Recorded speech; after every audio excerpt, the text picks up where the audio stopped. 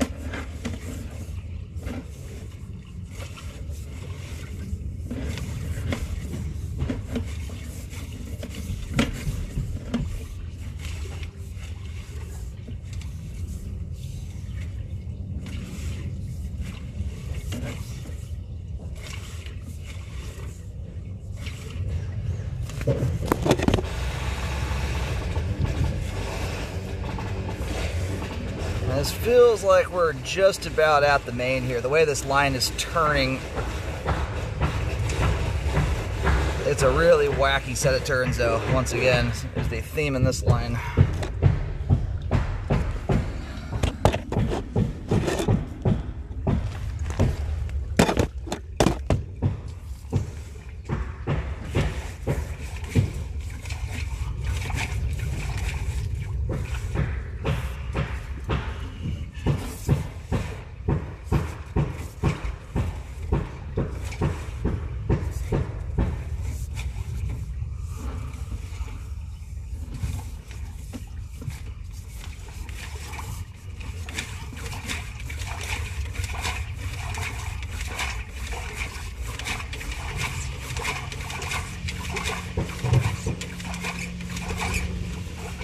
Yeah, this one may do us in here. Alright, I'm gonna go locate and see where we are. The way this line is diving and turning it at the very same time is very indicative of when a line approaches the main, although this is doing it in a much more fantastic fashion than the average line. Alright, so while the line's draining off here, where I'm locating the camera head right now is we're beyond the fence line. We're off into another neighbor's yard, and we are through, the line looks like it goes right through the rear right corner of the fence line, but through the right side paneling part of the fence, not the actual rear fencing, if that makes any sense. But right at the rear right corner.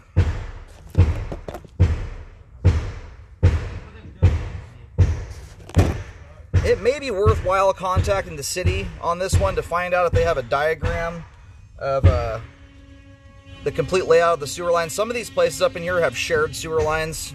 Wouldn't surprise me if you had that kind of setup in here.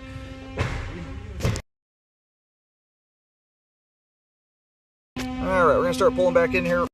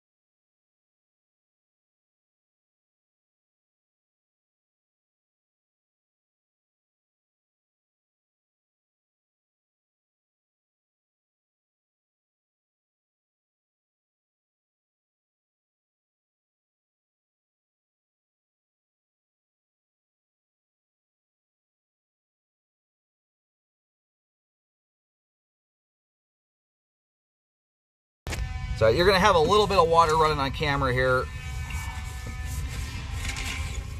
My camera picked up a little drop of sludge on the end of it.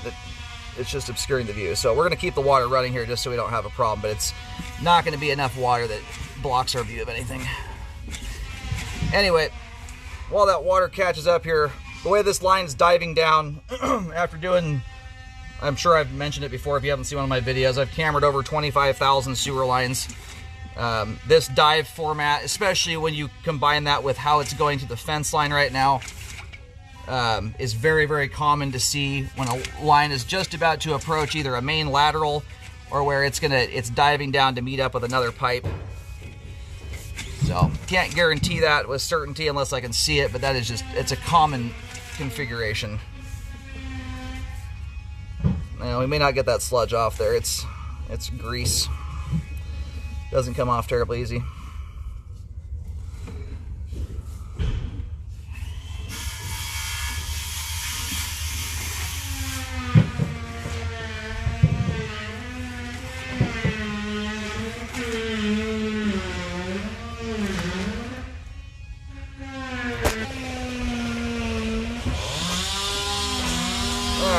Got the water turned off now. It'll start to slowly trickle off here. I think we got the lens cleaned up as good as it's going to be.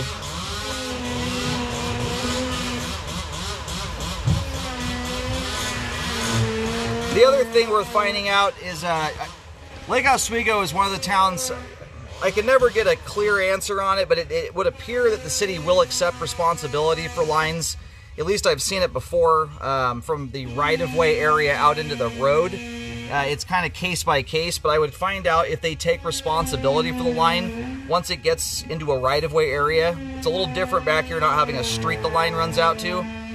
But generally, if you've made it past a fence line or into that area, there's often easements in place in situations like this. And sometimes the city will have a right-of-way area or something equivalent to it when a line goes out the back like this.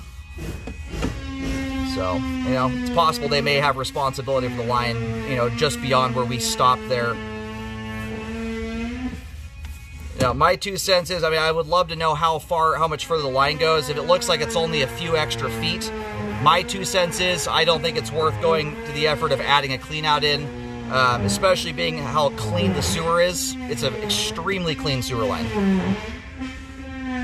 There's a little bit of sludge in the flow line relative to the average line from this era with this much living. This thing is just about spotless.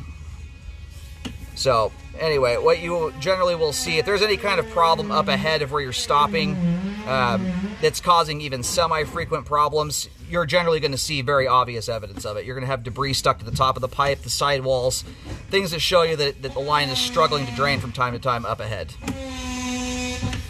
And I see zero indication of that whatsoever. If the line goes for another 100 feet, obviously that's a little bit different story, but without seeing any signs of issues up beyond that point, this is a very, very nice looking old piece of pipe right here. Clean as can be, graded beautifully. It's hard to nitpick this thing. Other than just the sheer amount of turns it has, that's the downside. Those are just some pine needles there. Anyway, great flow all the way out to 62 feet with zero indication of flow issues up beyond that point. Again, there couldn't be some kind of structural defect or something of that nature beyond where we stopped there. There's just zero signs of it whatsoever in the line. And that's a more concerning scenario. For instance, if this were brand new construction, the house had never been lived in. Given this house has been here as long as it has, with the amount of living that's happened here, generally if there's a problem that's in the sewer line, you're usually going to see some pretty obvious signs of it with that much usage on it. So anyway, very pleased with what I see there. Wish we could make it to the end though. I would just I'd contact the city, get some records, find out what they know about it, how far the line goes, how responsibilities are divvied up, things of that nature. But I wouldn't be adding a clean out in on this one. That's my personal opinion, unless it was truly worth doing. There was a really good reason.